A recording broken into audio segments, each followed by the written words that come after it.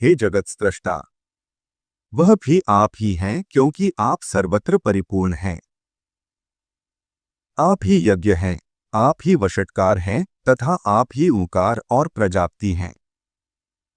हे सर्वात्मन, विद्या, वेद्य और संपूर्ण जगत आप ही का स्वरूप तो है।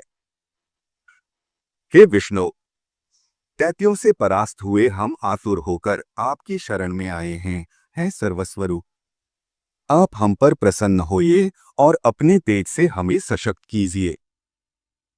हे प्रभु, जब तक जीव संपूर्ण पापों को नष्ट करने वाले आपकी शरण में नहीं जाता तभी तक उसमें दीनता, इच्छा, मोह और दोहक आदि रहते हैं। हे प्रसन्नात्मन, हम शरणागतों पर आप प्रसन्न होइए और हे नाथ, अपनी शक्ति से हम सब देवताओं के खोए हुए तेज को फिर बढ़ाइए।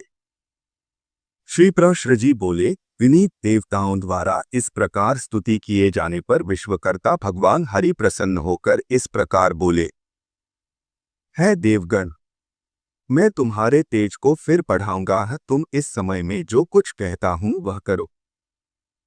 तुम दैत्यों के साथ संपूर्ण औषधियां लाकर अमृत के लिए क्षीर सागर में डालो और मंदराचल को मथानी तथा वासुकी नाग को नेति बनाकर उसे दैत्य और दानवों के सहित मेरी सहायता से मथकर अमृत निकालो।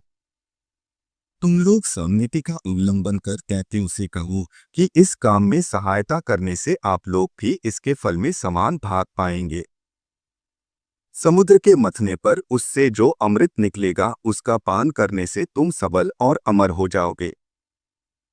हे देवगण, तुम्हारे लिए मैं ऐसी युक्ति करूंगा जिससे तुम्हारे द्वेषी दैत्यों को अमृत न मिल सकेगा और उनके हिस्से में केवल समुद्र मंथन का क्लेश ही आएगा। श्री पराशर जी बोले, तब देवदेव भगवान विष्णु के ऐसा कहने पर सभी देवगण दैत्यों से संधि करके अमृत प्राप्ति के लिए यत्न करने लगे। हे मैत्रेय, देव, दानव और दैत्यों ने नाना प्रकार की औषधियां लाकर उन्हें शरद ऋतु के आकाश की सी निर्मल कांति वाले क्षीर सागर के जल में डाला और मंदराचल को मथानी तथा वासुकी नाग को नेति बनाकर बड़े वेग से अमृत मथना आरंभ किया। भगवान ने जिस ओर वासुकी की पूंछ थी उस ओर देवताओं को तथा जिस ओर मुख था उधर दैत्यों को नियुक्त किया। महातेजस्वी वासुकी के मुख से निकलते हुए निःश्वासाग्नि से झुलसकर सभी दैत्यगज निस्तेज हो गए और उसी श्वास वायु से विक्षिप्त हुए मेघों की पूंछ की ओर बरसते रहने से देवताओं की शक्ति बढ़ती गई। हे महामुनि,